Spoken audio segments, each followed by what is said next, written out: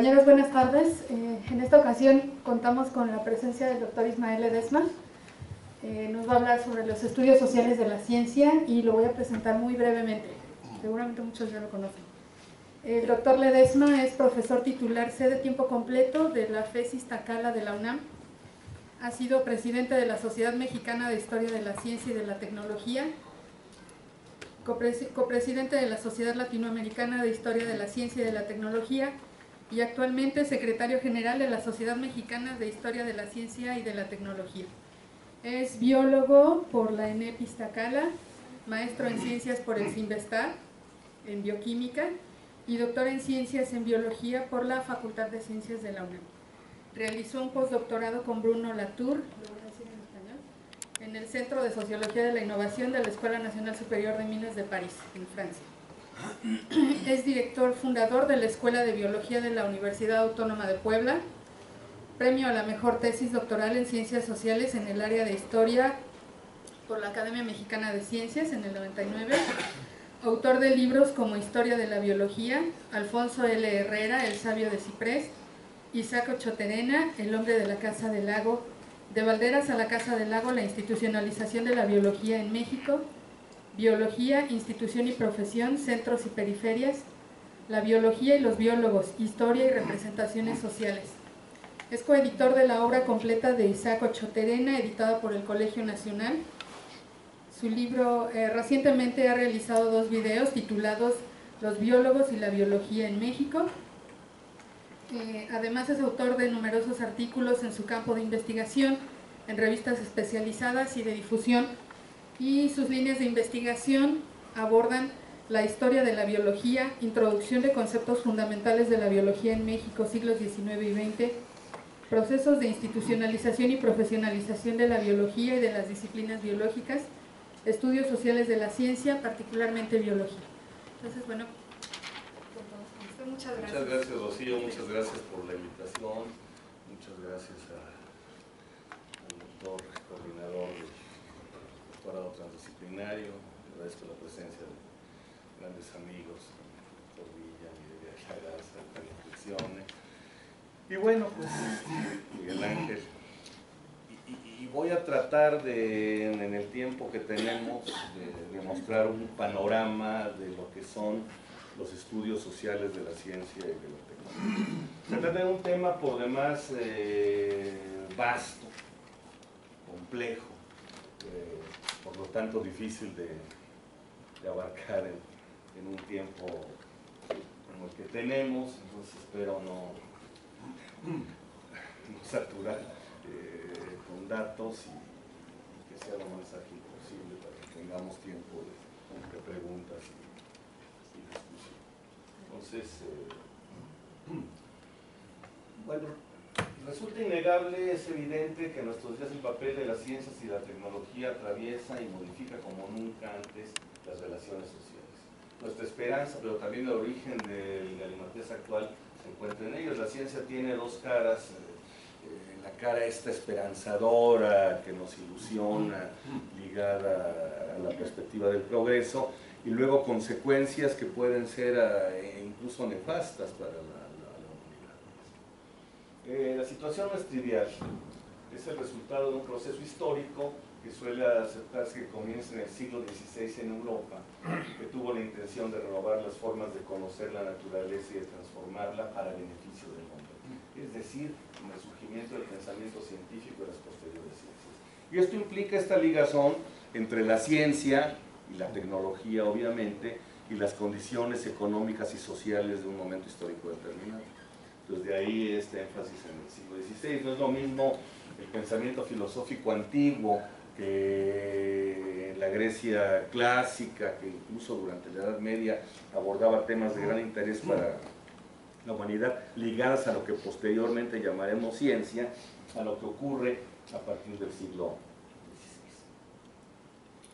XVI. De forma un poco resumida, dicho proceso histórico y social implicará el distanciamiento con la filosofía y el conocimiento como producto exclusivo de la razón y la lógica. O sea, en una primera etapa, pues, todo es filosofía. No podemos hacer esa diferenciación entre filosofía y ciencia. Y bueno, durante la Edad Media el aristotelismo, el neoplatonismo, el platonismo van a ser lo que impera. Es una etapa, la Edad Media, de incubación, donde lo que se desarrolló en el mundo antiguo se va procesando con una mirada diferente. Se llegará entonces a aceptar el empirismo y la experimentación como característica fundamental de la ciencia, así como su pretensión de objetividad. Yo enfatizo mucho en esta palabra, pretensión. Las definiciones clásicas lo dicen tajantemente: la ciencia es objetiva. La definición de Eli de Gortari, por ejemplo, es una concepción racional y objetiva del universo. Decimos ahora, en el contexto este de los estudios sociales de la ciencia, hay una pretensión de objetividad. Yo cuando doy clase pinto una gráfica asintótica. O sea, se acerca a los ejes, pero no los corta. Es una imagen metafórica interesante. Entonces, junto con la posibilidad, y de ahí viene esto, de la... Estas cosas siempre me embroman, pido disculpas. Junto con la posibilidad de la existencia de un método, así, en singular, un método y un lenguaje. Y eso lo arrastramos entonces desde esa época. Tales asuntos ocuparon durante mucho tiempo lo que conformó la filosofía de la ciencia desde el siglo XVI y con algunas variantes, por ejemplo, en torno a la relación entre teoría y experiencia hasta nuestros días. Con lo anterior quiero mostrar que lo primero que tuvo por objeto de estudio a la ciencia fue la filosofía. El caso de la historia es un poco más intrincado, pues los primeros científicos, que se hacían llamar filósofos naturales, solían incluir en sus obras siempre un recuento histórico para justificar la pertinencia de un tema. Es decir, había historia de la ciencia, y se parece a lo que hacemos en las investigaciones actuales, ¿no? Cuando alguien busca los antecedentes en una revisión bibliográfica, está haciendo una manera sencilla, a veces hasta simple, de historia. Pero ya más adelante, en el siglo XVIII, se empezó a escribir la historia de los descubrimientos científicos como muestra de lo civilizado, de lo racional de algunas naciones europeas como Francia e Inglaterra principalmente, asimilada como la historia del progreso humano. Se puede identificar este paso como la búsqueda de la ciencia en la historia escrita por los propios científicos. Es una variante con lo que va a pasar después. Y será hasta el siglo XIX cuando W. Whewell escribía una historia de las ciencias inductivas, así titula su obra, y esa ya es propiamente, de manera formal, la primera historia de la ciencia. Bueno, desde entonces la historia de la ciencia estuvo marcada por rasgos derivados de visiones filosóficas particulares, como fue el positivismo, que es un fenómeno interesantísimo del siglo XIX, que veía la ciencia como el motor del progreso de la humanidad. Y lo mismo ocurrió con el pensamiento marxista, que rendía culto a la ciencia como emblema de la modernidad. Entonces el XIX es, sin duda alguna, un siglo donde la ciencia, aparte de su carácter propio ligado a la investigación, adquiere un rasgo ideológico, bueno, al extremo de que Auguste Comte en Francia, después de la escritura de su discurso de la filosofía positiva y su clasificación de las ciencias, llega a proclamar una religión positivista. Y la religión positivista es una religión que va a rendir culto a la ciencia. En México no pasó, por cierto, pero en Brasil sí.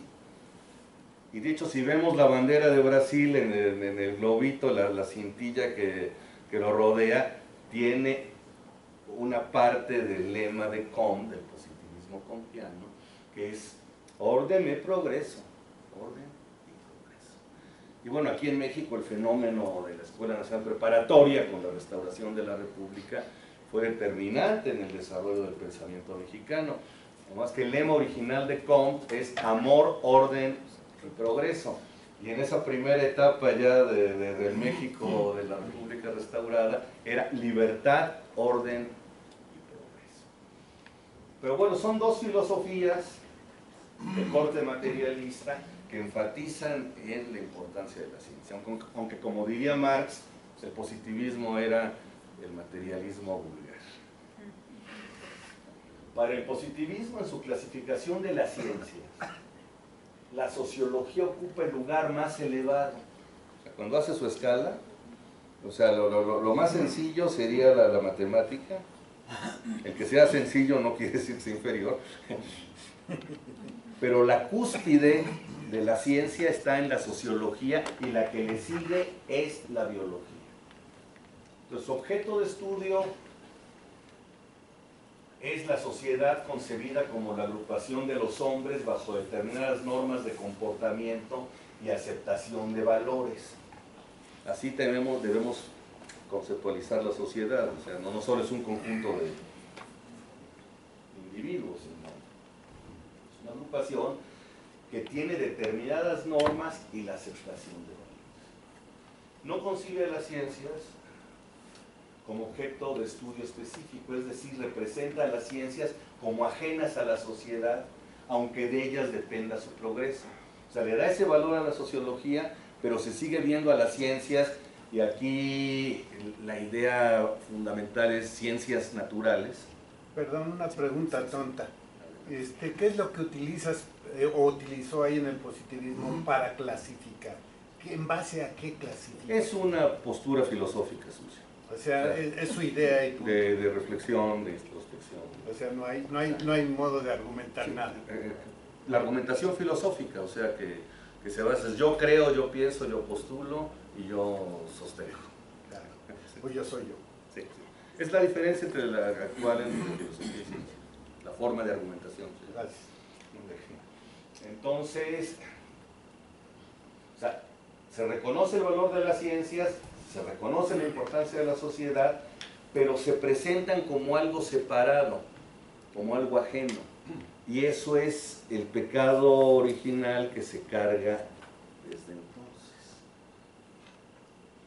Esta visión genera a su vez una partición entre lo científico, naturaleza, y lo social, humano. Lo que Latour llama la gran partición. Lo humano y lo natural, lo científico y lo social. Como la expresión esta que se puso mucho de moda en los 70, que a mí me irrita, de ciencias duras y ciencias blandas. Entonces las ciencias naturales, las ciencias formales como la matemática o las naturales como ciencias fácticas como la física, la química, la biología, son las ciencias duras. Y las blandas pues son la sociología, la historia, la economía política, y eso refleja esa gran partición. Entonces se produce en consecuencia una historia de la ciencia centrada en lo cronológico, estas historias que aborrecen los estudiantes. Historia, ¿no? Me tengo que memorizar fechas y nombres y sucesos descontextualizados, pensando que lo social es algo externo y que constituye tan solo un contexto, una suerte de escenario,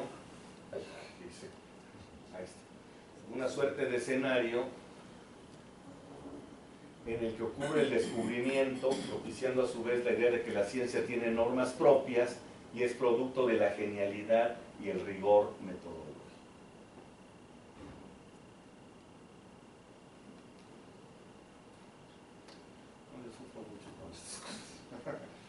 De ahí el valor de arribar a una nueva disciplina que estudia la relación entre ciencia y sociedad, que es la sociología de la ciencia, que es una derivación de otro campo de la sociología, que es la sociología del conocimiento, y eso ya es un producto del siglo XX. Y obviamente es consecuencia del surgimiento de la sociología en el siglo XIX.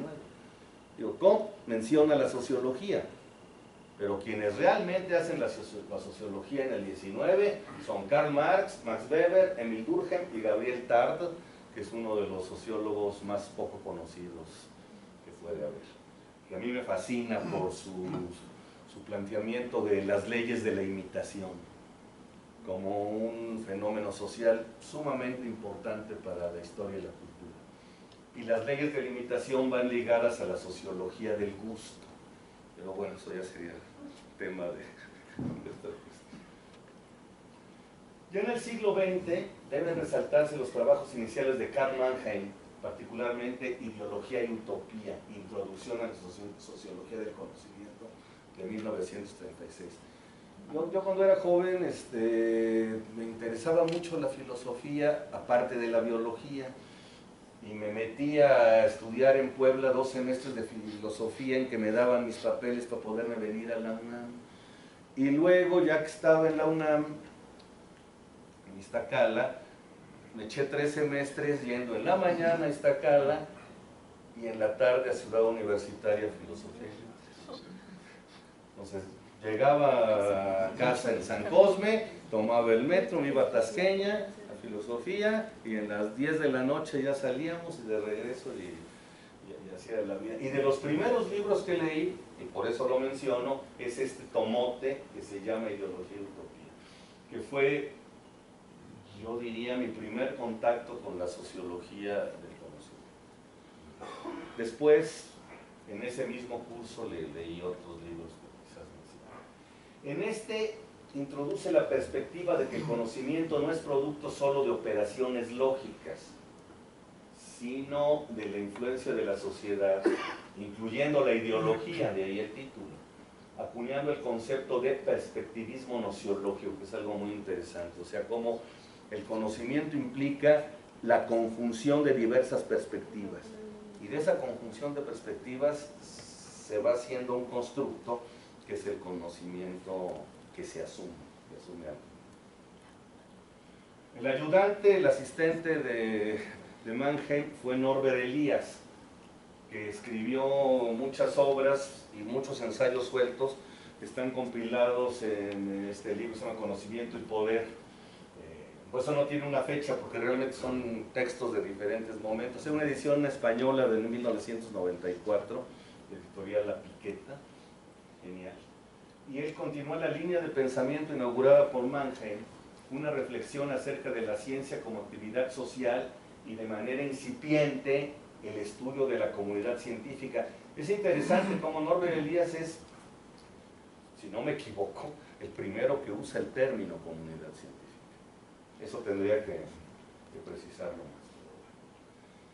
Pero indudablemente, y este ya es un personaje harto conocido, fue Robert King Merton, quien impulsa una sociología específica de la ciencia, a partir de su obra de inspiración weberiana, Ciencia, Tecnología y Sociedad en la Inglaterra del siglo XVII, que publicó en 1938. El libro crucial de entrada de Weber es La ética protestante y el espíritu del capitalismo. Es un libro pequeño que se lee de una sentada, hay que leerlo varias veces, pero en varias sentadas. Yo siempre le digo a mis alumnos, nadie puede andar por la vida caminando si no ha leído el Manifiesto Comunista de Marx y La ética protestante y el espíritu del capitalismo de Max Weber. Y de inspiración weberiana, la tesis de Merton, que fue su tesis doctoral, es esta: llevar esta idea weberiana pero a la ciencia. Entonces, ciencia, tecnología y sociedad en la Inglaterra del siglo XVII. Y luego el libro más famoso, más conocido, porque lo que es una tesis, ¿no? Entonces, es un libro gordito, pero algo más directo, más esquemático, es La estructura normativa de la ciencia, de 1942, donde postula su famoso ethos, el ethos de Merton, del que se habla mucho. No, ethos es la misma raíz que nos lleva a la ética o a la etología, o sea, que tiene que ver con el comportamiento y sus pautas. Y son sus 4 principios los que aquí tenemos, que se siguen repitiendo en muchos textos, es muy interesante. El primero es el universalismo. según el cual las pretensiones de verdad son evaluadas en términos de criterios universales o impersonales, y no en base en raza, clase, género, religión o nacionalidad. Entonces, la ciencia es universal, esa es la pretensión. Luego, en la versión original dice comunismo, pero para evitar confusiones con la cuestión sociopolítica, yo prefiero decir comunitarismo, que implica la propiedad común de los descubrimientos científicos, según lo cual los científicos renuncian a la propiedad intelectual a cambio de reconocimiento y estima. Esto ya no es propiedad mía, yo renuncio, es parte de la comunidad. Mi única recompensa es el reconocimiento y estima.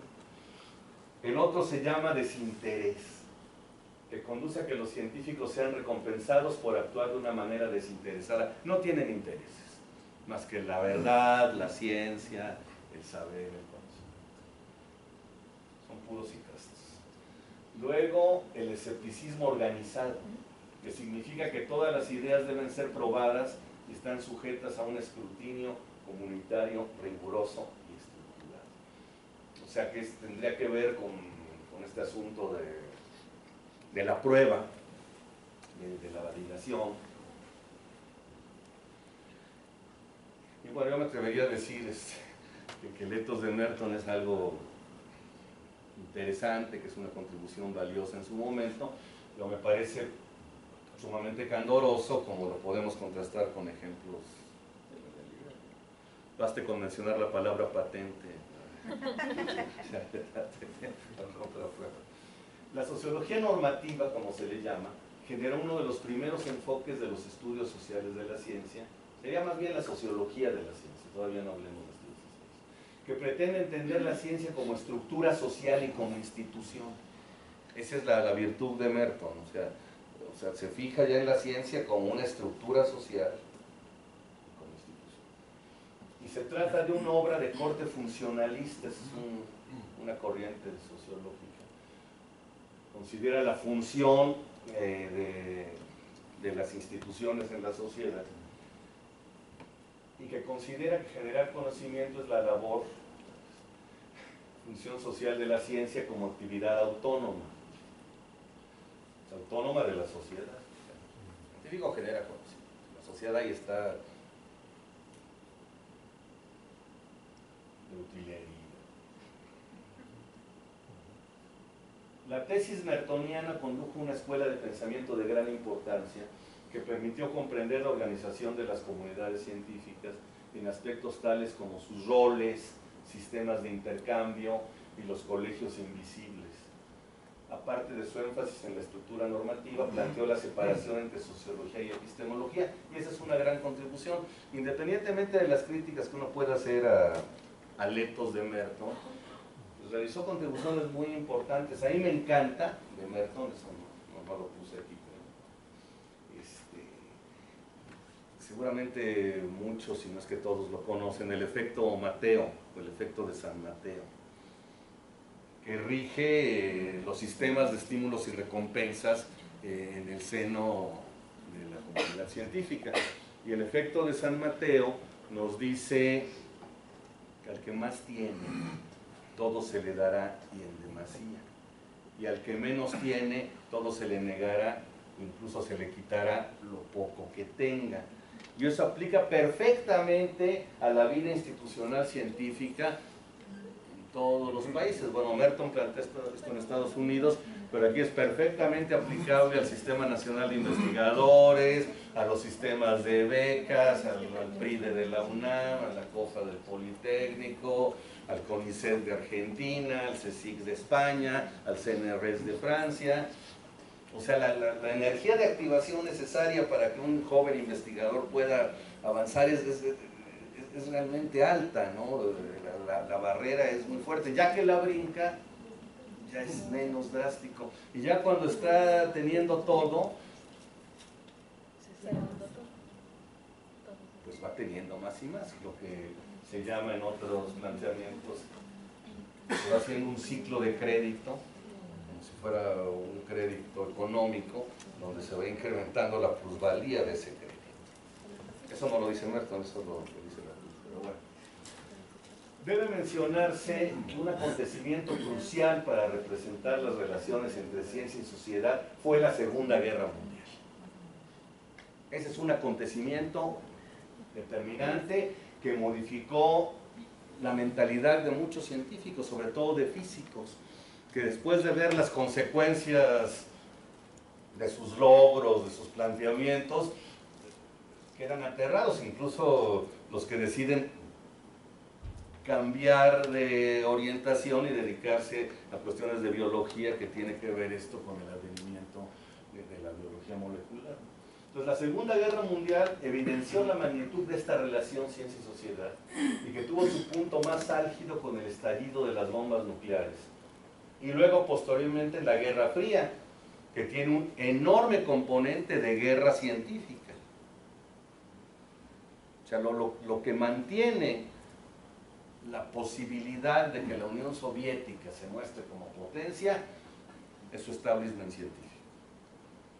Podremos tener graves problemas en la agricultura como los tuvieron, pérdidas de cosechas completas como la pérdida de cosecha de papa por culpa de Lysenko.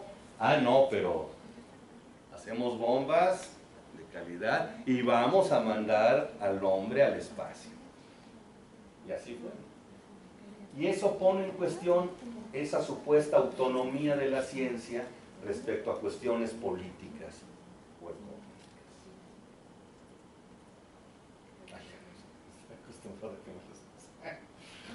De este modo, surgieron diversos enfoques críticos, de los que uno de los más representativos fue el de John Desmond Bernard, con su clásico texto traducido al español como Historia Social de la Ciencia de 1954. Escrito desde el enfoque del materialismo histórico. John D. Bernal era un marxista británico que además era un eminente cristalógrafo de rayos X, o sea, fue un científico practicante con un fuerte compromiso político. Y esta obra que la UNAM le editó en 2 tomos, que es un clásico para quien estudie historia de la ciencia, la edición original era Historia Social de la Ciencia, luego le pusieron La Ciencia en la Historia, tomo 1, y La Ciencia en Nuestro Tiempo, tomo 2. Pero bueno, ese es lo original. Es un libro que, independientemente de las críticas que le puedan hacer, es indispensable leer. Y bueno, la visión mítica de la verdad científica, y por eso va entrecomillado, se estremeció en 1962, con la llegada del libro La estructura de las revoluciones científicas de Thomas Samuel Kuhn, con una teoría que, entre otras muchas cosas, puso en cuestión la noción de objetividad de la ciencia. Pues para Kuhn, el criterio de cientificidad, aquello que hace que un conocimiento sea considerado como científico, radica en un grupo humano, la comunidad científica, que es característica de una época, y no en la rigurosidad o la correcta aplicación del método científico y todo lo que se asocia al objetivo. Pues Kuhn se convierte en un autor muy rasposo. Yo después de leer a Mannheim, pude leer a Kuhn y no lo leí en ciencia, lo leí en la escuela de filosofía, y quedé realmente impresionado, y es un libro que sigo releyendo cada vez que puedo. El impacto de la estructura de las revoluciones científicas llegó a generar una especie de revolución en la manera de pensar y explicar el proceso de la investigación, y llevó a la proliferación de teorías acordes a esa nueva concepción de la ciencia.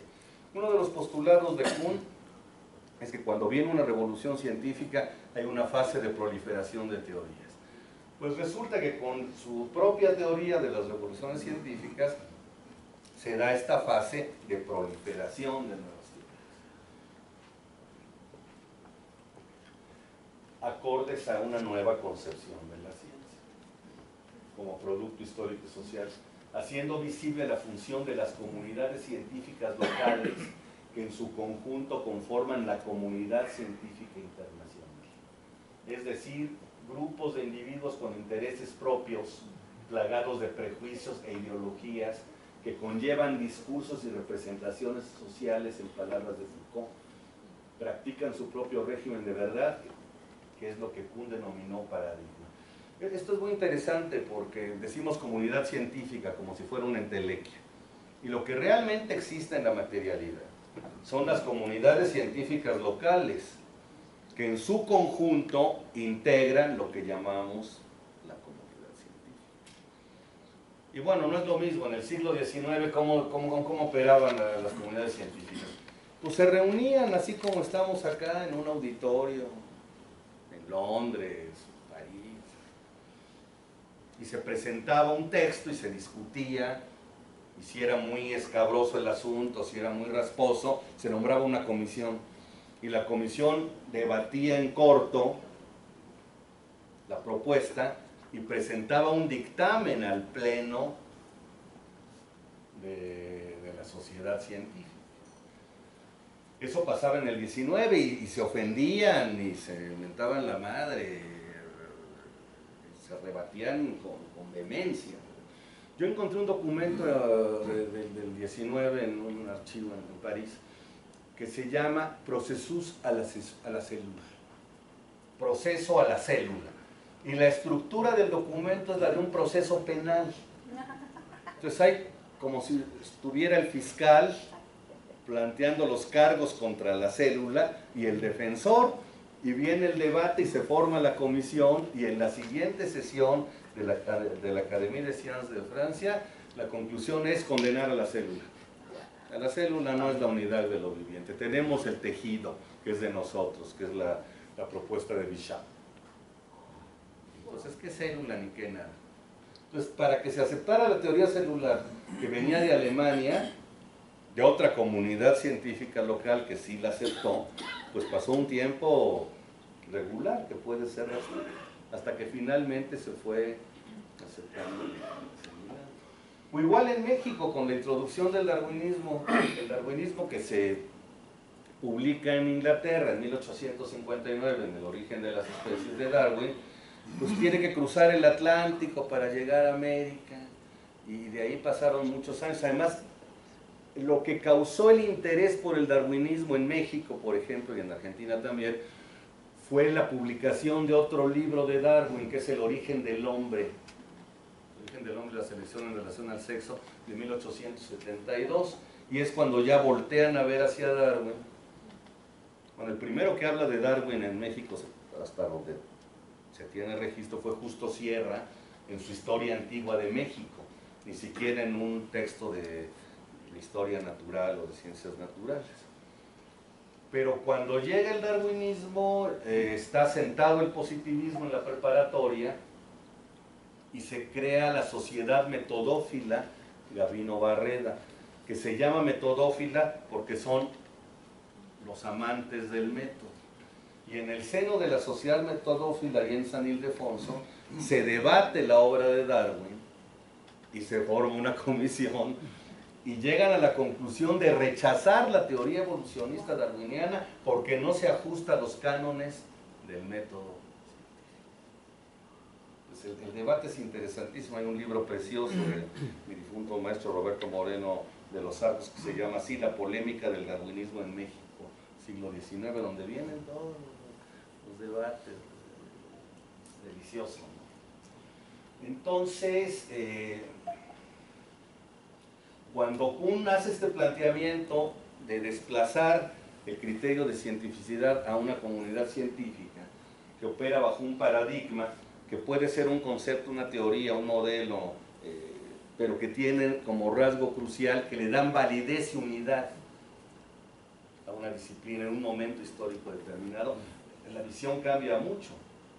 Y en esa actitud de los miembros de una comunidad científica, se conjugan muchas cosas, o lo que en términos de la filosofía de Michel Foucault se llama discurso. El discurso no es lo que está diciendo el presidente o el rector. En ese discurso existe un discurso.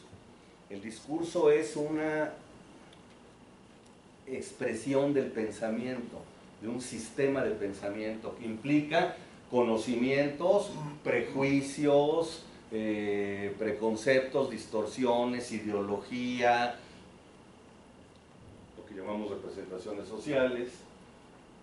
Entonces, hay quien dice que cuando Kuhn publica la estructura, primero en 62 en Estados Unidos, y luego también la segunda edición en Estados Unidos, que es la que se publica en México, la mexicana, la castellana, es la del Fondo de Cultura Económica.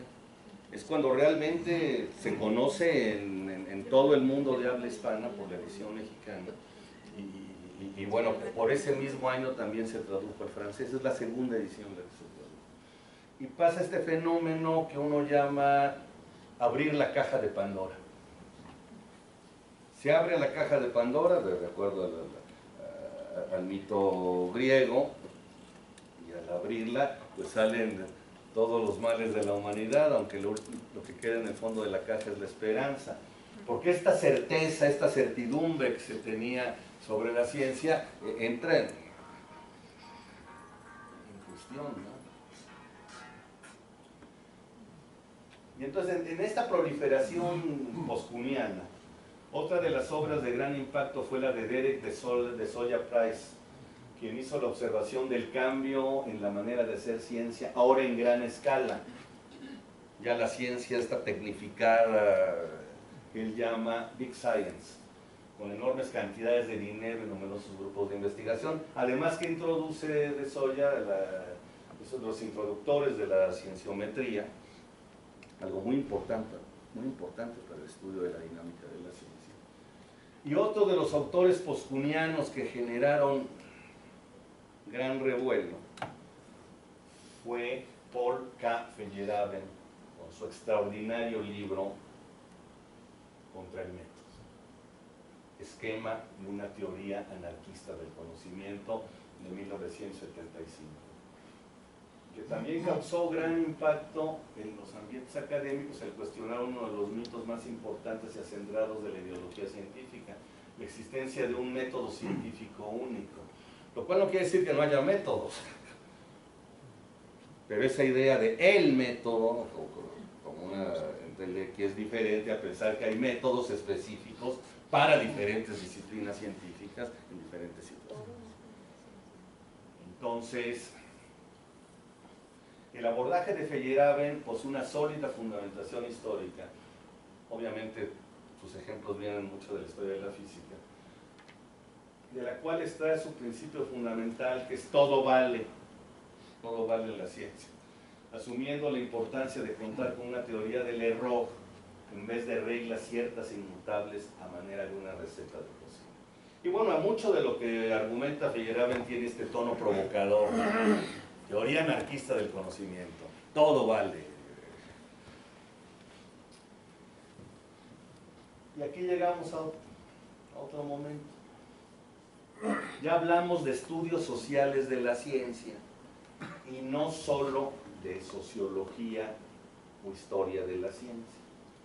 Cuando se llega a un enfoque interdisciplinario, o sea, hablar de estudios sociales de la ciencia no es sinónimo de sociología de la ciencia. Es un enfoque ya interdisciplinario, cuando la historia se sociologiza empleando algunos de sus métodos y la sociología recurre a la historia en la búsqueda de un replanteamiento de lo que se asumía como un conocimiento ya estabilizado.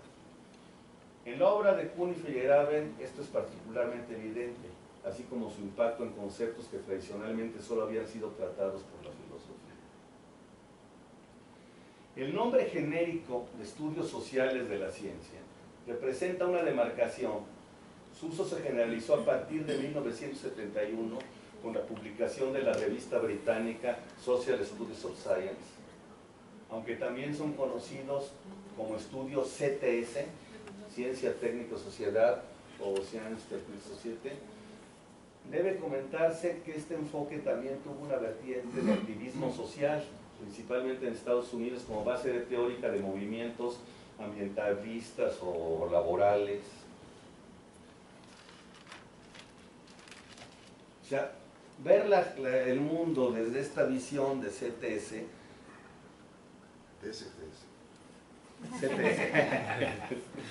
Cambia mucho. La nueva perspectiva sería ampliar los conceptos de ciencia, pues no todo en ciencia procede de la teoría.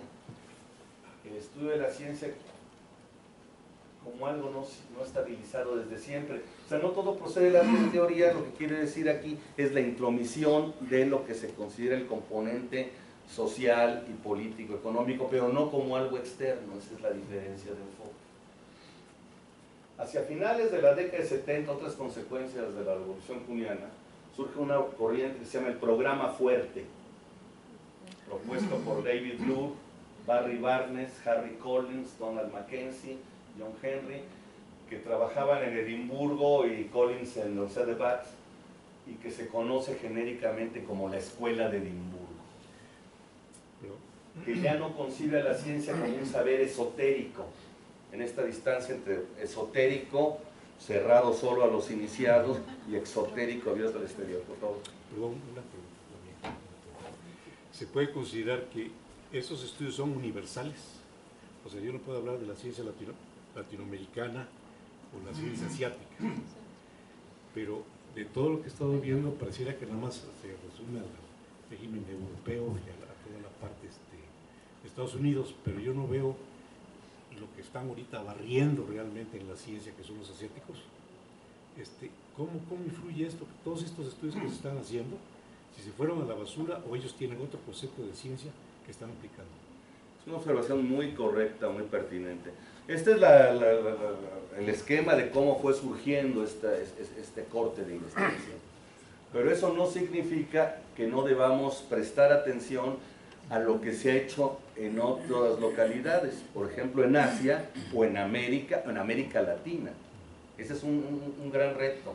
O sea, no tratar de trasladar mecánicamente los esquemas, sino verlo. Eso lo pensaba decir al final, pero bueno, ese es un reto importante. O sea, viendo las peculiaridades de cada caso, de cada país en su momento. Pero sí es perfectamente pertinente. Bueno. Entonces, ya dije esto de esotérico y exotérico, si me pone en relevancia el componente social en la producción del conocimiento científico. Este programa se planteó como objetivo hacer una sociología del conocimiento, es decir, explicar tanto las teorías fallidas como las teorías aceptadas como válidas en términos sociológicos sobre la base del principio de simetría. Esto es muy interesante.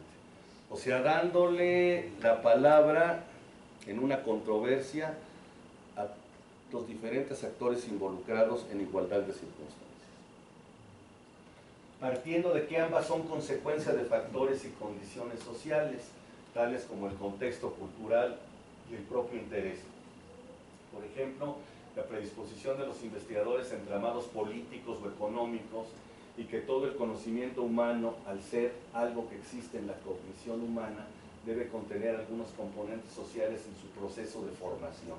O sea, que ya no es algo exterior, sino que tiene que ser parte de su proceso de formación.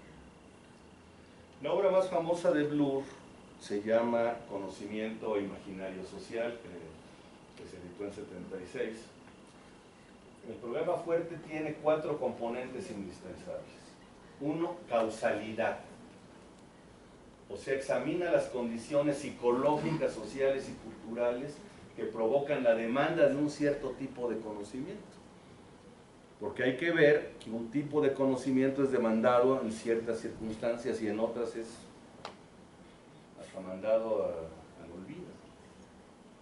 Luego, la imparcialidad, que estudia tanto las teorías satisfactorias como las insatisfactorias de manera imparcial. La simetría, que emplea el mismo tipo de explicaciones para las teorías satisfactorias como para las insatisfactorias. Y reflexividad, que sostiene que debe ser posible aplicarla a la sociología misma. Estos mismos principios también para la sociología. Entonces, este programa se ha asociado a una posición que se considera relativista, donde la actividad científica se concibe como cualquier otra actividad humana y que debe ser valorada en función de las condiciones de su producción, enfocada no solo a la ciencia, sino al conocimiento en general. Y eso hizo muy que fuera muy criticado el programa. Y luego ya tenemos una nueva vertiente posterior al programa Fuerte, en los estudios CTS, que son los llamados estudios de laboratorio, así se les llama, que fueron iniciados por el trabajo de Bruno Latour, que publicó en coautoría con Steve Bulgar, La vida en el laboratorio, de 1979. Un famosísimo y controversial libro cuyo subversivo subtítulo, que es lo que causó más revuelo, es La construcción de los hechos científicos, y que en la primera edición era La construcción social de los hechos científicos. Entonces, los hechos científicos se construyen, pero ¿cómo puede ser eso? Si ahí están, para que uno llegue y los descubra, lo que el mismo Latour llama la historia de descubrimiento. Y entonces suena muy chocante escuchar eso, pero hay una incomprensión. No quiere decir que uno se esté inventando los hechos científicos, sino que hay todo un proceso en el laboratorio, que es el que él estudia, para entender cómo, a partir de ciertos planteamientos, de ciertos experimentos, observaciones, se van creando condiciones para que algo se asiente como un hecho científico. Si hacemos un seguimiento en artículos de investigación del siglo XX, de lo que se decía sobre una temática en una época y lo que se dice en otra, pero si se publicó en un journal prestigiado con un dato que resulta que 20 años después no es el dato.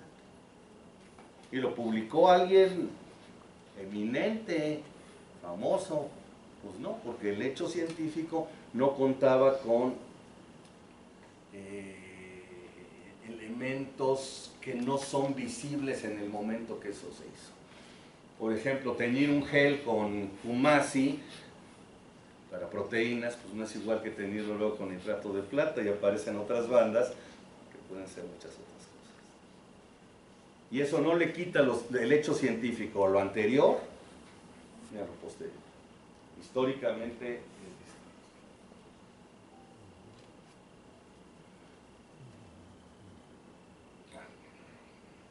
Bueno.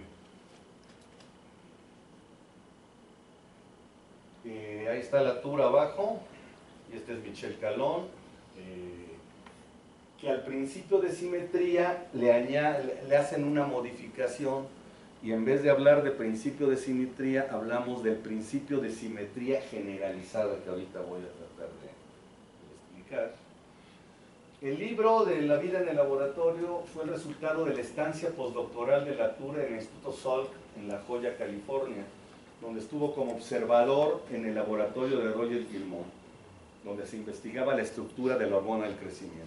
O sea, Latour no era biólogo, no era un hombre de laboratorio, pero le apasionó esta cuestión. Estudió filosofía en su país natal, en Francia, pero cosas de ontología, nada de filosofía de la ciencia, no.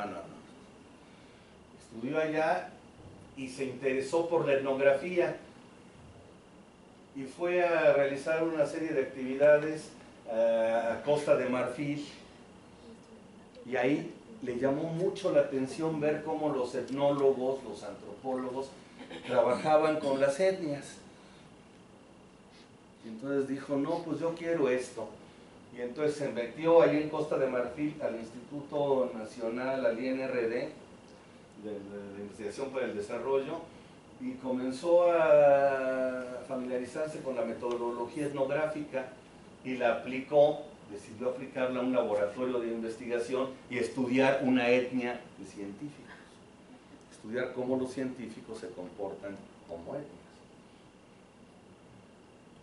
A su regreso desarrolló estudios CTS en el Conservatorio Nacional de Artes y Oficios de París, que es un museo precioso, pero aparte es una sólida institución de investigación y posgrado, y comenzó a reunirse con otros interesados en la temática, formando el grupo conocido como Pandora, que tiene que ver con lo que dije de la caja de Pandora antes, que editaba un boletín, era un boletín mimeografiado, así, usaba en esos años, ¿no? Con el mismo nombre.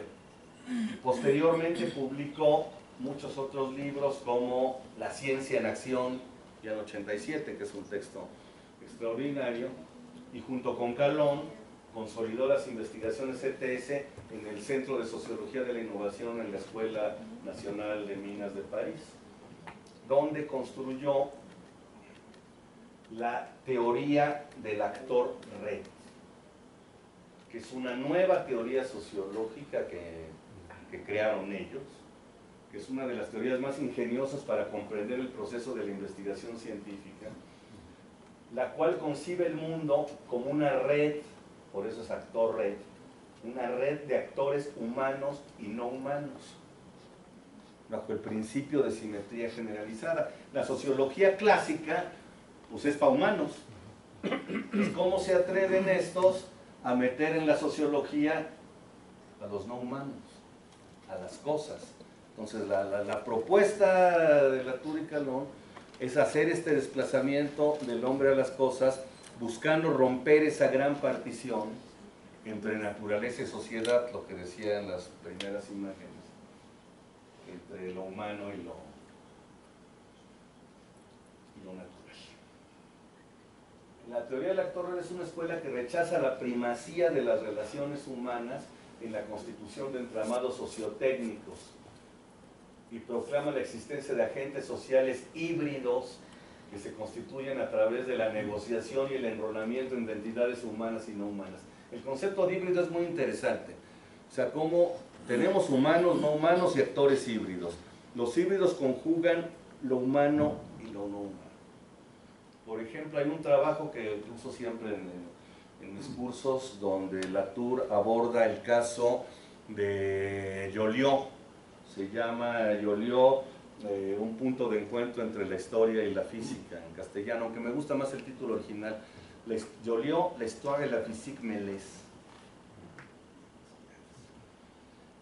Y ahí, por ejemplo, hace un listado muy interesante donde pone a los humanos, pues es Joliot un humano, sus colaboradores, Halban, Kowalski, el ministro de la Defensa, Dupuy, y los no humanos, pues el deuterio, el uranio, los neutrones,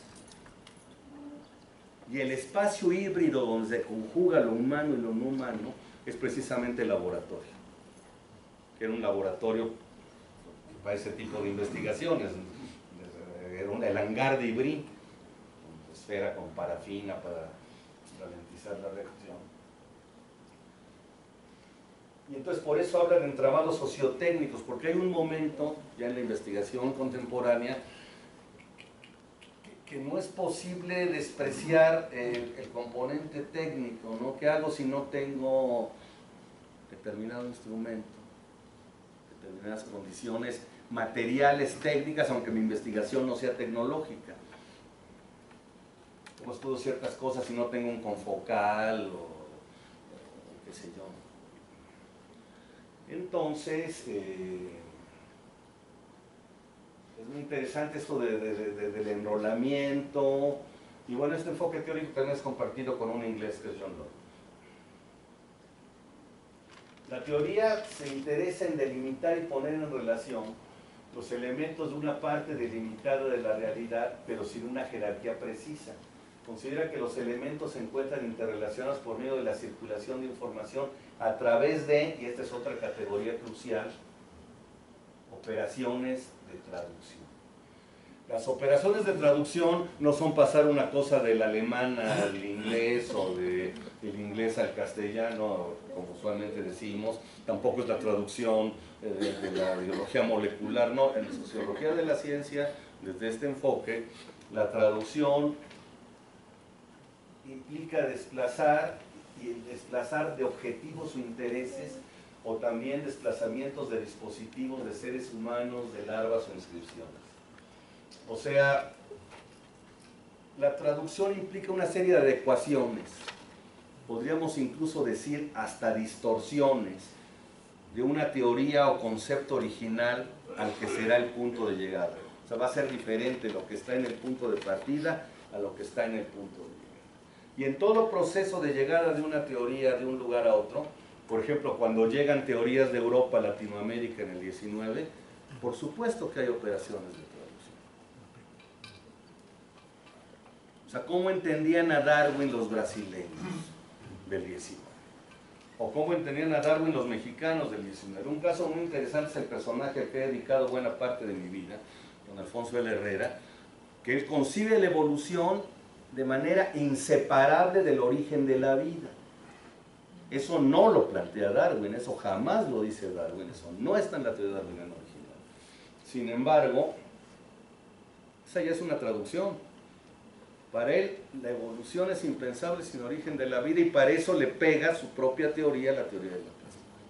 Y así podemos rastrear en muchas otras, ¿no? Es una serie de modificaciones, de adecuaciones, de movilizaciones. Por ejemplo, en el caso del que ponía de Joliot, pues lo que le interesa al ministro de la Defensa, que era un tipo con formación universitaria, es tener la bomba. Tener la bomba antes de que los nazis lleguen. Y lo que le interesa a Joliot es poder realizar la contribución científica, poder ser el primero en realizar la reacción en cadena, publicarla primero. Pues entonces tiene que negociar. O sea, yo te voy a dar toda la lana para hacer el hangar de Ivry con la esfera de parafina enorme, hay que conseguir el agua pesada, hay que conseguirla por métodos bastante simpáticos, incluso mafiosos, con una empresa noruega negociando con el sindicato. Entonces, de día se dedica Joliot a estar en el despacho del ministro, a la grilla, a negociar con los del sindicato, con la Unión Minera del Alto Katanga, y en la tarde al laboratorio. Y entonces en ese proceso, Dutruy, el ministro de guerra, tiene que comprender el valor de lo que pasa en ese espacio híbrido que es el laboratorio, y Joliot tiene que entender la importancia que tiene la reacción para hacer una bomba para defender la soberanía nacional. Así de simple. Entonces es una conjunción de nuevos intereses. Entonces la red supone un trabajo previo de puesta en equivalencia de recursos heterogéneos, volviéndolos conmensurables y permitiéndoles funcionar juntos. Y la solidez de las alianzas constitutivas de las redes parece depender sobre todo del número de aliados movilizados y de asociaciones realizadas. Este es un modelo que propone Latour para romper este esquema de lo interno y lo externo, de lo científico puro aislado de lo social, que parece como un huevo estrellado.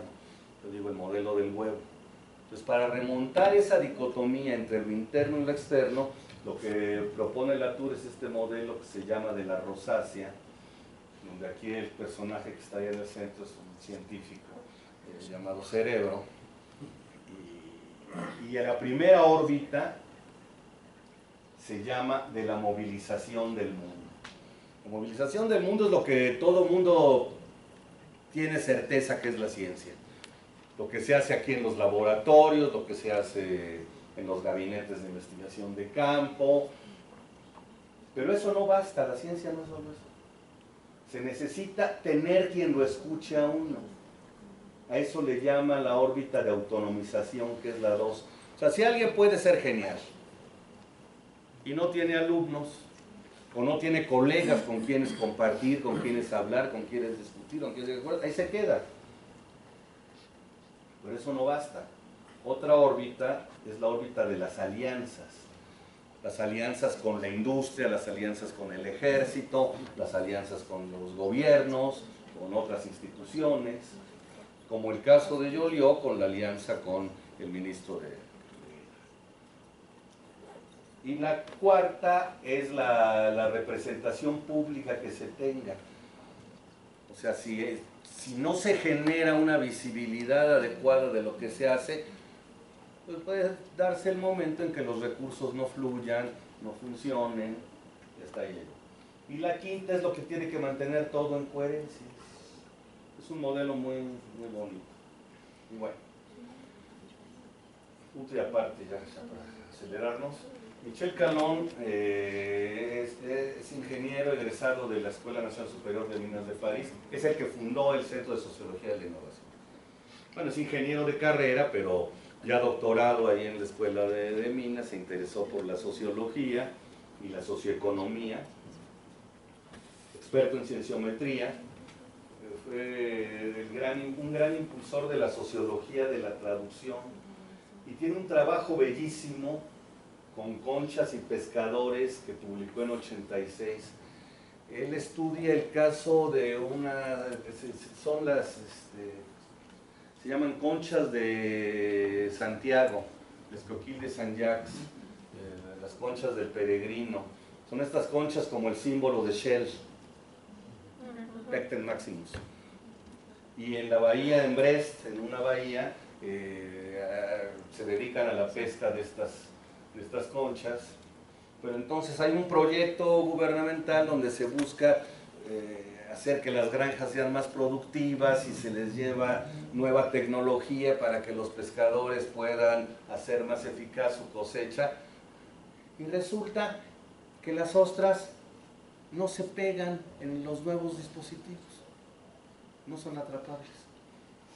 Entonces él analiza todo el caso de las discusiones del sindicato de pescadores. Es un trabajo precioso, ¿no? Como si tuvieran voluntad las conchas y dijeran, ah, no, pues ya no cooperamos. Es realmente extraordinario. Y entonces es un maravilloso estudio acerca de controversias sociotécnicas.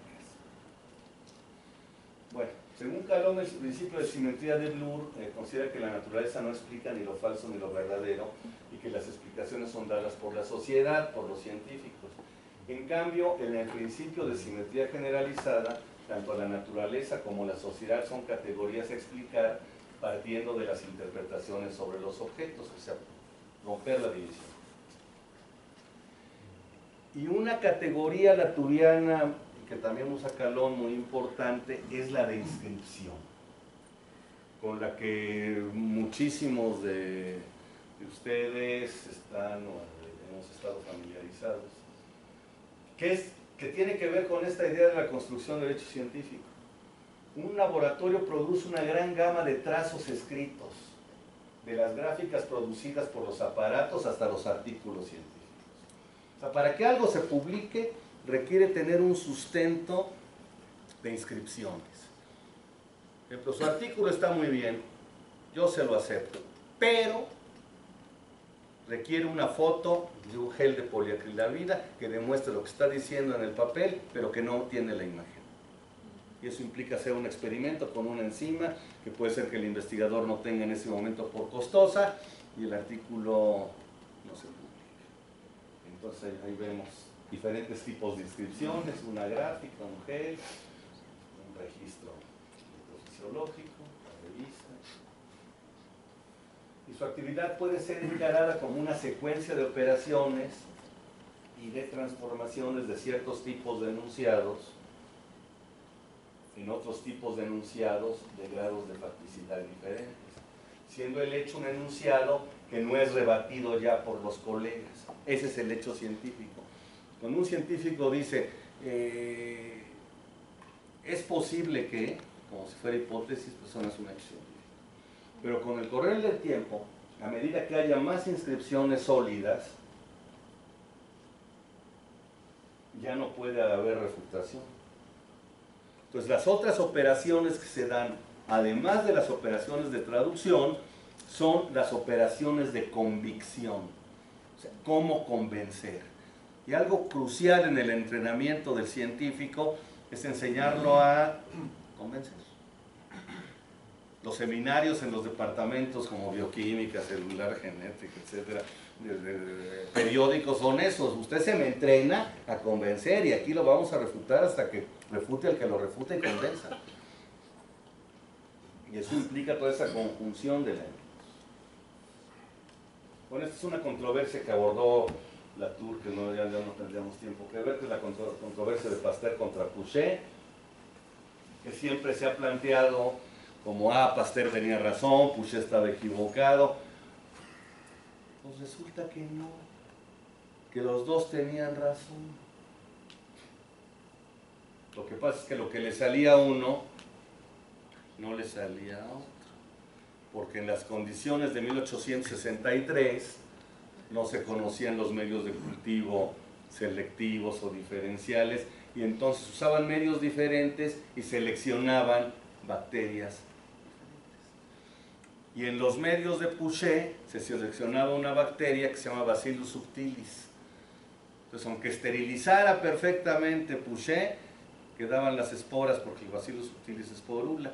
Entonces, hacía todo el protocolo de esterilización igual que el de Pasteur, pero le aparecían los bichos. Y a Pasteur no, porque eran otras bacterias. Entonces, ahí, ¿cuál es el actor crucial? El Bacillus subtilis, es decir, el actor no. Entonces, algo muy importante para este tipo de estudios sociales es el estudio de las controversias científicas.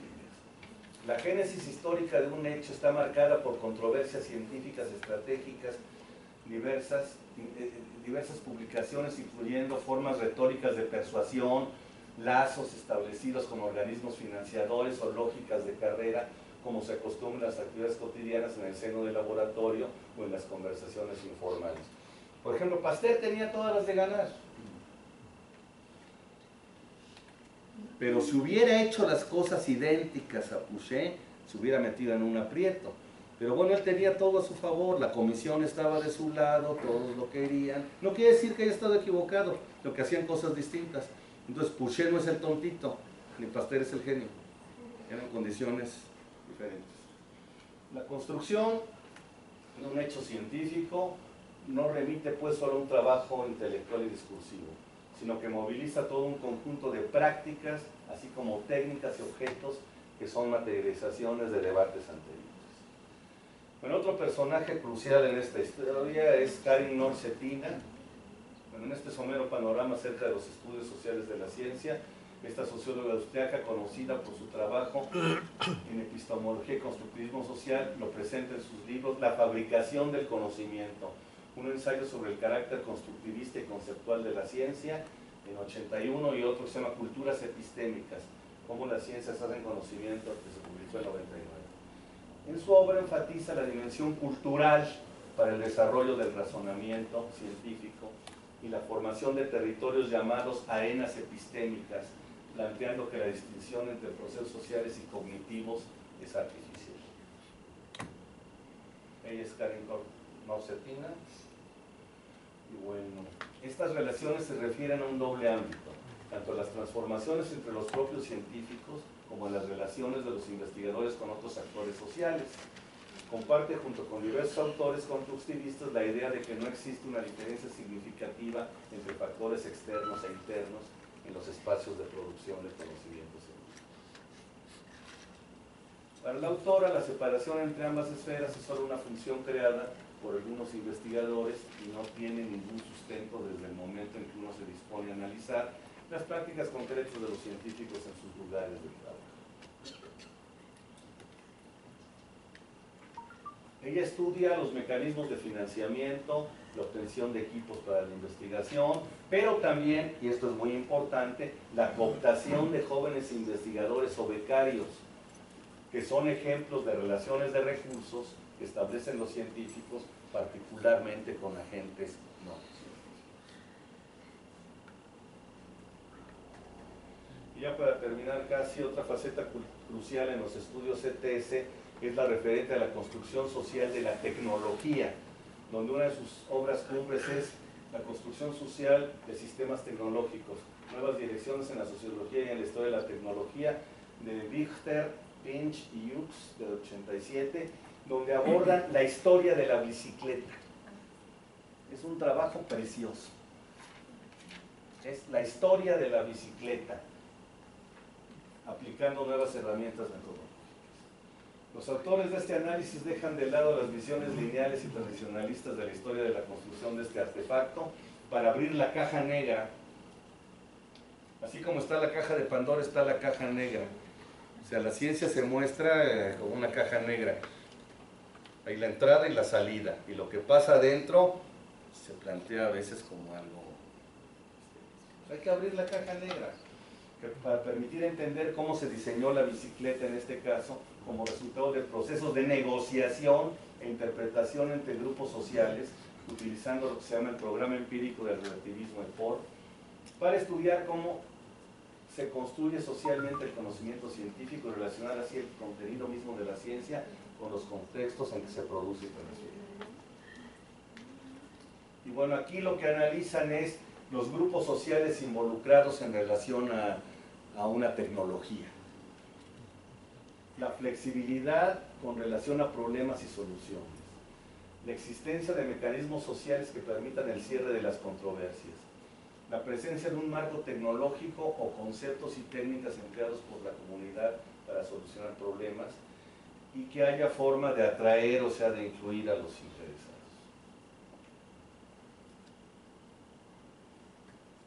Por ejemplo, cuando diseñan la bicicleta, hay que pensar en qué grupos sociales van a usar la bicicleta como transporte. Y entre otras cosas habría que pensar cómo se visten quienes se van a trepar a una bicicleta. Lo pueden usar mujeres con faldas largas de esa época. ¿Qué tan factible es la operación del instrumento? ¿O cómo hay que negociar la transformación del aparato, en este caso de la bicicleta, para adecuarla a las condiciones de necesidad de los grupos sociales que la requieren tomar como medio de transporte? Es un trabajo realmente que vale la pena estudiar. Y lo esencial de todos estos planteamientos derivados de los estudios sociales de la ciencia es una manera diferente de concebir el vínculo entre ciencia, tecnología y sociedad, donde se da una transformación en conjunto como consecuencia de la relación entre ambas. Y hay problemas pendientes como este asunto, hablemos de eso, tal como lo que el doctor mencionaba acerca de, bueno, ¿y América Latina qué? ¿O Asia qué? O sea, ¿cómo han sido los procesos de construcción de la ciencia en China, en Japón, en la India? Es igual como se ha construido la ciencia en un país semiperiférico como México, como Brasil o como Argentina, o como puede hacerse en Venezuela o en Colombia, o en Panamá o en Guatemala. Entonces esas variantes tienen que ver con la heterogeneidad espacial, incluso en la propia Europa. Yo he hablado de Inglaterra, he hablado de Francia, he hablado de Alemania. El caso de España y de Portugal son casos interesantes en la propia Europa. O Bosnia, Sarajevo, qué sé yo. Perdón, estos estudios no se han vuelto circulares. A ver. Sí, de que yo estudio esta historia y me baso en ellos y hago una posición, pero me regreso a lo mismo y entonces... Ese riesgo existe. Ese riesgo existe y es algo que hay que tratar de contrarrestar, porque encuentra a alguien en su zona de confort, dice, no, pues por acá ya me voy, esto es así, y lo reproduzco, nomás lo refrío, lo recaliento, efectivamente, pero eso, como todos sabemos, es uno de los grandes retos de la práctica científica.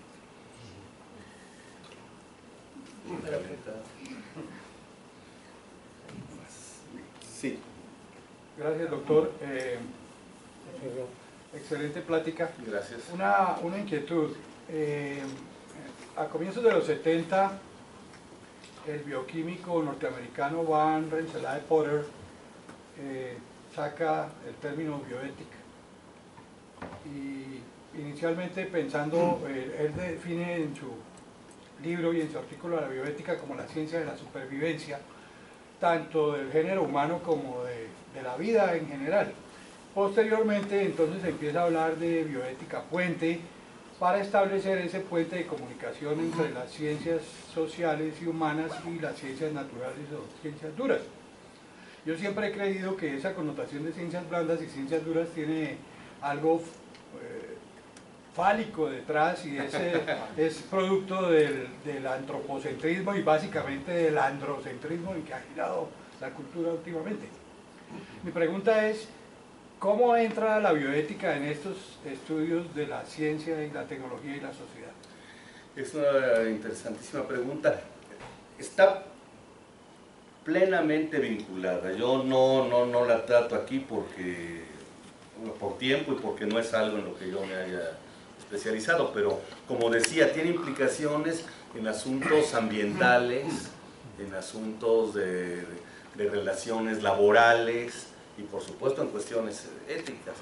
De hecho hay programas donde en vez de hablar solo de CTS, de ciencia, tecnología y sociedad, le agregan ciencia, tecnología, sociedad y valores. Y en esta situación es donde se comienza a tratar la cuestión de la bioética. Pero por supuesto, a tener una visión bioética implica tener una visión de la ciencia distinta a la visión rígida de la que hice mención en la parte inicial de la Gracias. Buenas tardes. Espero no estar muy fuera de lugar, pero yo siento que la educación es como que la principal conexión entre ciencia y sociedad. Entonces me gustaría saber si considera que la comunidad científica actual está realmente interesada en darle la importancia que necesita este factor, la educación. Muy buena pregunta y con serias implicaciones. Yo me atrevería a decir que en buena parte no. O sea, que hay un gran descuido, que hay visiones esquemáticas, sobre todo por parte de quienes toman las decisiones, efectos de moda, como de paso mencioné cuando cité a Tarda, y entonces se encasillan en una cosa y no pueden reflexionar sobre otras. Yo no sé hasta cierto punto, habría que hacer un estudio de campo, cuánta gente en el ámbito científico y en el ámbito de educación científica conoce este tipo de planteamientos. Yo recuerdo un acontecimiento que espero el doctor Saúl Villa recuerde también, cuando se hizo el primer congreso del verano de la investigación científica. No me acuerdo qué año fue. 92. Y el presidente de la academia ya era el doctor Mauricio Fortes. Y la conferencia me gustó mucho porque inició diciendo que había encontrado una teoría genial para el entendimiento de cómo opera la ciencia, que es la teoría de Kuhn. Y empezó a hablar de la estructura de las revoluciones científicas y de Kuhn. Años después de la publicación de Kuhn, un científico eminente. Entonces eso da, y me dio gusto la forma como lo decía, o sea, emocionado, transmitiendo eso a los jóvenes que habían hecho el primer verano. Entonces, yo estoy seguro que si van a ciencias políticas y sociales de la UNAM, a sociología, y hacen una encuestita, la mayoría no tendrían idea de qué es esta cosa del actor red o de los autores que aquí se mencionaron. Y estoy hablando de un ámbito académico.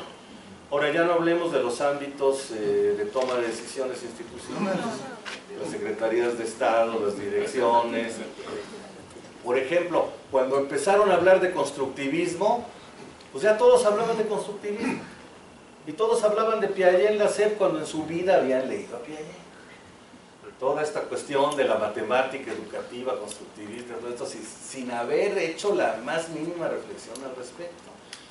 Ahora han puesto de moda esta cosa de las competencias, ¿no? Entonces todos los programas tienen que basarse en competencias, que implica competencias laborales. Y al rato vendrá otra moda y así consecuentemente. ¿Sí? Ahora sí. Muchas gracias, Ismael. En relación con esto que estás diciendo, a mí me sorprendió que no lo hubieras incluido en tu serie de personajes. Está esta reflexión, más que un estudio, una reflexión, pero fue muy influyente en su época, de Snow, C.P. Snow, con las dos culturas al interior de las comunidades académicas, que verdaderamente hablan idiomas diferentes y que se expresa mucho en todas partes, pero aquí en México no es una excepción. Y entonces quizás algún comentario sobre eso podría colaborar para arrojar un poco de luz sobre el problema. Bueno, es un autor realmente importante, de los primeros que llegan a hacer un tratamiento de esta naturaleza, que sirve de base a muchos posteriores. Habría que retomarlo. O sea, son dos comunidades que hablan Sí. idiomas distintos, tienen escalas de diferentes, metodologías distintas, y aunque todos son no son señores doctores, señores, etcétera, todos igualmente respetables, pero realmente hablando idiomas completamente distintos, y esa escisión que existe al interior de las comunidades académicas hace, por otra parte, que pierdan efectividad en lo que debería ser su influencia sobre los factores que toman las decisiones. Y efectivamente, además, porque las comunidades científicas son comunidades lingüísticas. Pues, para que una comunidad científica opere, es importante que haya lenguajes compartidos. De hecho, buena parte de nuestra escolaridad implica en hacer cómo el estudiante adquiera un lenguaje que le permita comunicarse con sus interlocutores válidos. Esto es algo que he trabajado yo muchos años, que no quise tampoco incluir, que se deriva de esta imposibilidad de comunicación que yo he bautizado como inconmensurabilidad discursiva. O sea, porque en estos lenguajes subyacen discursos distintos. Hay un trabajo muy bonito de Mario Biagioli que se llama Galileo Cortesano, donde retoma el caso Galileo con una visión distinta. Y la conclusión a la que llega es que Galileo no es excluido por cuestiones de oscurantismo religioso o cuestiones del prejuicio eclesiástico, sino porque Galileo no pertenecía al grupo social, al gremio de los clérigos astrónomos. Y entonces, esa es la verdadera razón de la exclusión. Lo demás ya es retórica para darle cuerpo. El texto se llama Galileo Cortesano y plantea lo que él llama inconmensurabilidad socioprofesional. Pero como la inconmensurabilidad socioprofesional es parte de una entidad de orden superior, que sería el discurso, lo que yo he planteado es una inconmensurabilidad discursiva. Iría muy por ese lado, ¿no? O sea, tiene que ver con culturas diferentes que tienen que ver con formaciones distintas en épocas distintas, incluso las procedencias institucionales. Pero nada más una pregunta, disculpe. Debe haber un cierto paradigma, pero no, a veces me da la impresión de que se les enseña a los estudiantes, se les trata de transmitir a los estudiantes el estudio de una realidad que no existe, o sea, en un medio que no existe. Sí, probablemente si el paradigma debe de existir, y ojalá y exista, pero yo no sé si se está cometiendo ese error de decirle, mira, te vas a desenvolver en este medio que queremos que algún día exista, pero no existe. Que solo existe en el imaginario. Exactamente. Y que ese sea el gran fracaso de todas nuestras famosas revoluciones educativas, etcétera. ¿Me explico? Es perfectamente correcto. Sí, una forma en que yo veo la diferencia entre, digamos, las ciencias duras y las no duras. Digamos, las ciencias duras que se supone que son las que siguen el método científico, hay dos ingredientes que están incluidos en tus planteamientos, en tus requisitos que definen todas estas personas, pero es el grado de consenso y el aspecto de reproducibilidad. Entonces, aunque consenso quiere unanimidad, no es así en ciencia, pero sí es la manera en que se sacan resultados científicos, es en la medida en que todo mundo concuerda en que al reproducir un experimento bajo condiciones controladas, obtiene los mismos resultados. Y ese es el consenso, y una vez que se logra eso, entonces ya se acepta algo como objetivo y luego conduce a teorías. En cambio, en las ciencias no duras, pues hay corrientes, doctrinas que no requieren consenso, porque es una cuestión más bien subjetiva, y que pues ahí publicar algo dentro de un esquema de cierta corriente ideológica está bien, pero si la revista no se adhiere a eso, pues sería su contribución no se ajusta al perfil de nuestra revista, y entonces le recomienda publicarlo en otra revista que es donde debería de realizarse. Eso nos ha ocurrido, por ejemplo, aquí en nuestro doctorado, de una de las primeras estudiantes que se puso a estudiar la situación de la medicina no tradicional, la tradicional a la homeopática versus la alopática. Y entonces el error que cometimos fue enviar el artículo a una revista de medicina. No. Entonces, y luego ya se lo publicaban en las otras, etcétera, ¿no? Pero ese esquema de consenso creo que sí es una parte muy importante, y de reproducibilidad, o sea que en la medida en que uno establece las condiciones bajo las cuales se está haciendo un estudio, un experimento, y que cualquier otra persona, ya sea en Asia o en Latinoamérica, puede hacerlo y tener los mismos resultados, y si no, entonces bueno, pues ahí hay una forma de contradecir y corregir.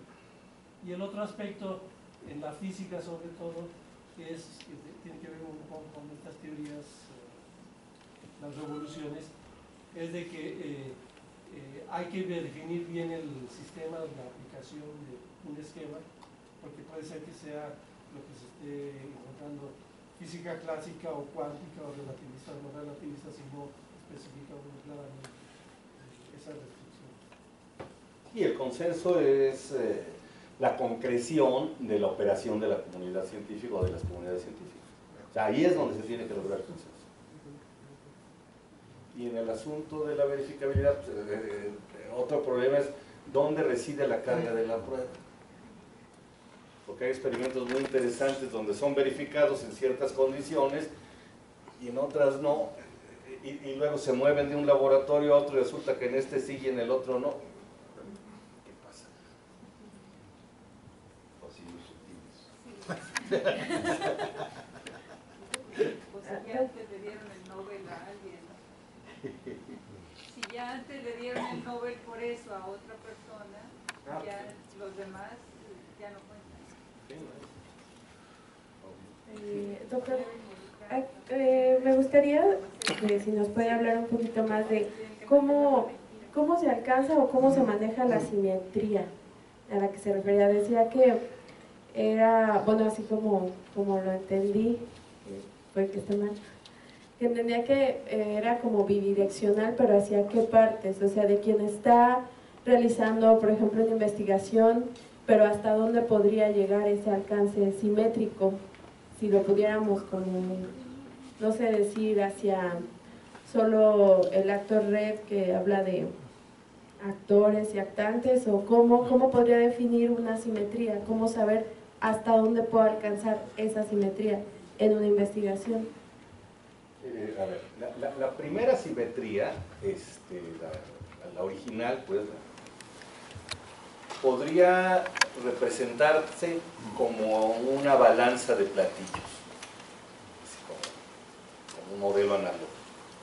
Entonces, revivimos la controversia y colocamos los argumentos o pruebas de ambas partes en los platillos, pero buscando que se mantengan en equilibrio. Esa sería la metáfora de la simetría. ¿Qué pasa cuando se carga algo más en un platillo? Se rompe la simetría. Si se quiere restablecer la simetría, hay que cargar algo equivalente en O el otro. descargar. O descargar. En el ejemplo de Pasteur, de nuevo. Pasteur es profundamente católico, al extremo. Pero Pouchet también. Entonces el asunto de la generación espontánea no va por ese lado que tenga que ver con la creencia religiosa, pero para 1863 ya se publicó El origen de las especies de Darwin. Entonces rechazar la teoría de la generación espontánea para Pasteur es algo que contribuye a golpear al evolucionismo. Y para Pouchet es algo que contribuye a fortalecer el creacionismo, pensando en que por creaciones sucesivas podía volverse a crear vida por generación espontánea. O sea que el interés de Pouchet no es evolucionista, pero en el debate Pasteur insinúa que Pouchet es evolucionista, lo cual es cierto. Pero ya ante el auditorio que está en ese debate, queda la idea, entonces se desbalancea el platillo y se rompe la simetría. Pues para hacer una valoración justa del caso, habría que hacer, como se dice, desequilibrar o descargar o volver a cargar para equilibrar. ¿Qué es lo que se pretendió con ese trabajo cuando Bastián ya en el siglo XX dice, no, pues es que sí se contamina? Pero eso ya fue después del cierre de la controversia. Las controversias son muy útiles porque son como una herida, donde uno puede meter un endoscopio ahí, ver qué hay abajo de la herida, qué sé yo. Entonces encontrar una controversia es muy útil para entender el proceso de construcción de una teoría científica o de un concepto. Esa es la simetría original. Y la simetría generalizada es considerar que aparte de hacer simétricos a los actores humanos, Pasteur y Pouchet son dos hombres que hay que tratar en igualdad de circunstancias, como si se reabriera el caso en un juicio. Pero aquí entra la otra simetría, la generalizada, donde aparece la bacteria, que es el no humano. ¿Qué hubiera sido de la conquista de Tenochtitlan sin el actor no humano que fue la viruela? O sin otro actor no humano que es el plomo de las balas. Entonces no los es Cortés, Cuauhtémoc, Moctezuma, Pedro de Alvarado, no, hay que considerar todos esos, los bergantines fabricados en Tlaxcala con los cañoncitos. O sea que es lo que llama Latour la historia a secas, porque es la historia extendida de los hombres a las cosas, o sea que engloba todo. Pero la simetría es sobre creo que la metáfora de los platos de la balanza es que no estén cargados los dados desde el principio. No, ese es tonto, ese ya es de provincia, ya está viejito, qué sé yo, que son las cosas que por detrás decían de Pouchet. Pasteur estaba en París, Pouchet estaba en Rennes, escribe. Gracias.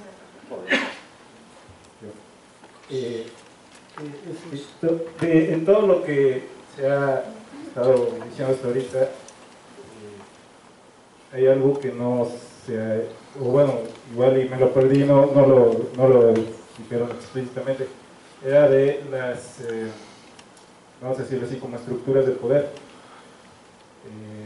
Y a mí me interesaría saber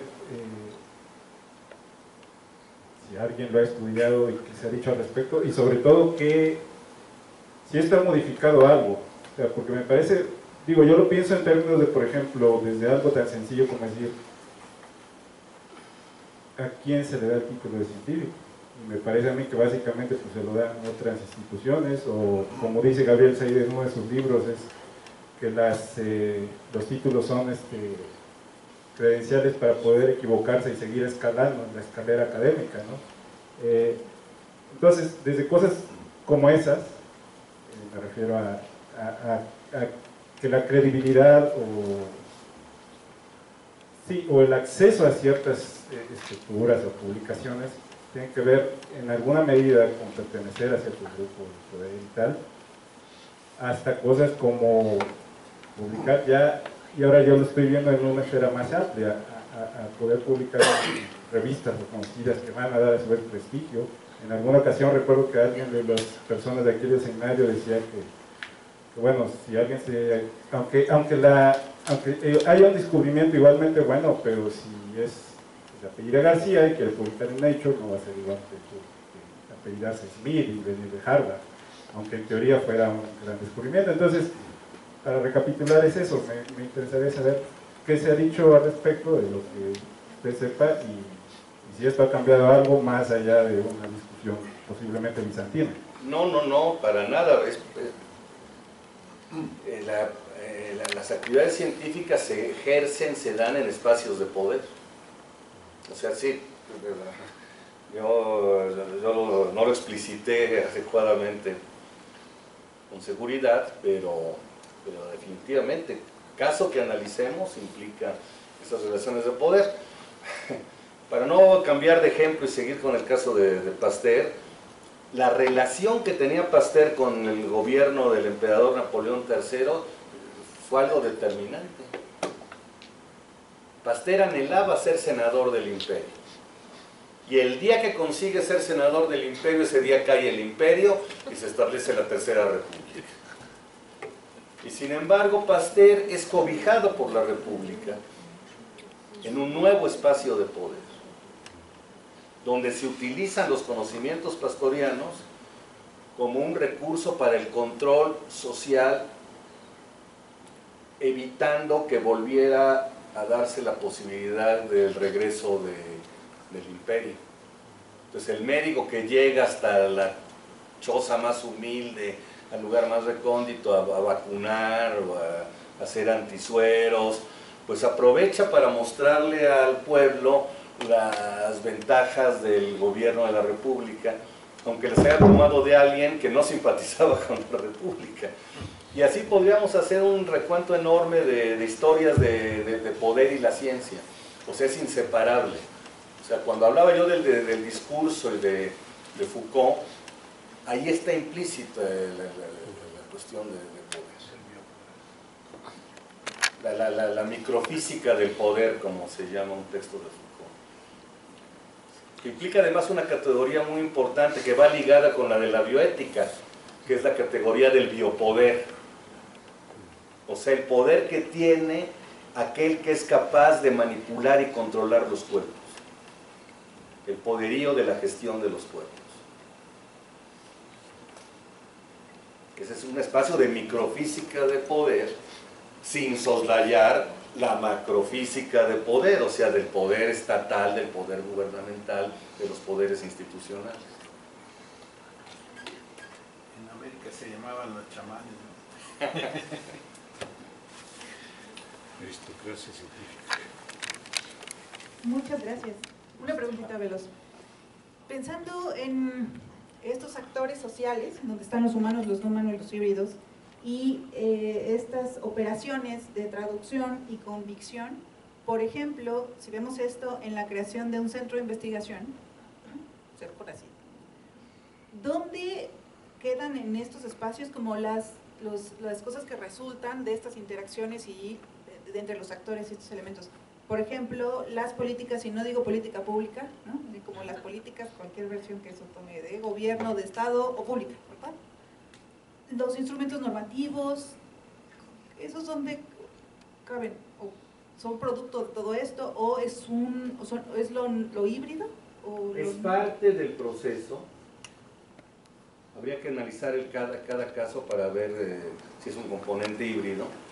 Pero esa parte, en el modelito este que puse de la rosácea, sería esta parte de lo que se llaman alianzas. Como yo decía, la alianza de Joliot con el Ministerio de Guerra, o con los empresarios mineros que le van a proveer el material. Y en la creación esta es la creación de un laboratorio para un fin específico, que es hacer una reacción en cadena, pero para crear un instituto es algo equivalente a un centro de investigación. ¿Qué tiene que hacer alguien que quiere crear un centro de investigación, por ejemplo? Pues hablar con el agente de poder, con el actor de poder determinante. Por ejemplo, hablar con el gobernador de un estado y conseguir qué porcentaje de recursos se van a asignar por parte del Estado o cuáles se van a conseguir por otras vías, sea empresas o sea por una colaboración interinstitucional. Los terrenos. Por ejemplo, cuando se creó el Cinvestav, pues ¿en qué terrenos?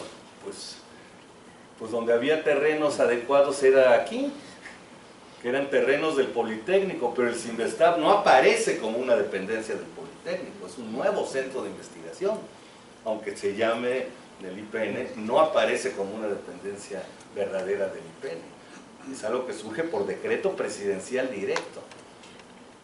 Cuando Eugenio Méndez Docurro plantea que su maestro Ernesto Cerrillo Valdivia es el director de este centro y está en el MIT, y va Adolfo López Mateos con Méndez Docurro a New York, y es cuando le dice Cerrillo que no, que se hizo una serie de pruebas psicológicas y que no tenía la personalidad para dirigir una cosa de estas.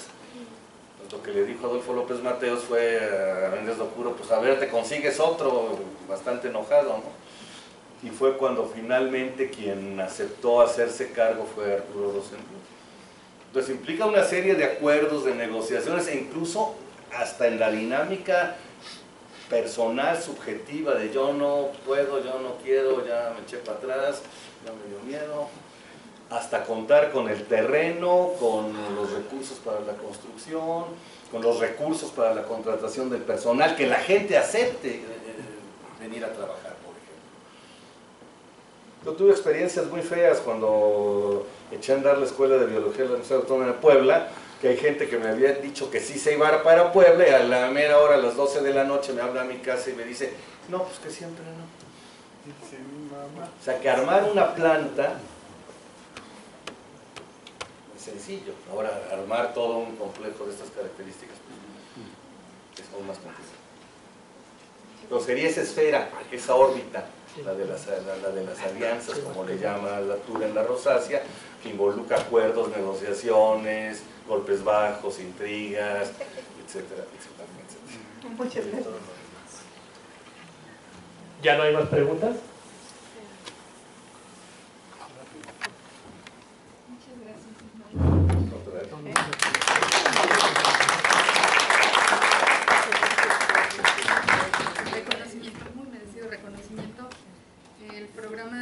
Transdisciplinario, Desarrollo Científico y Tecnológico para la Sociedad, agradece al doctor Ismael Ledesma Mateos de la Facultad de Estudios Superiores Iztacala de la UNAM la interesante conferencia sobre estudios sociales de la ciencia dictada el lunes 12 de febrero de 2018. Muchas gracias.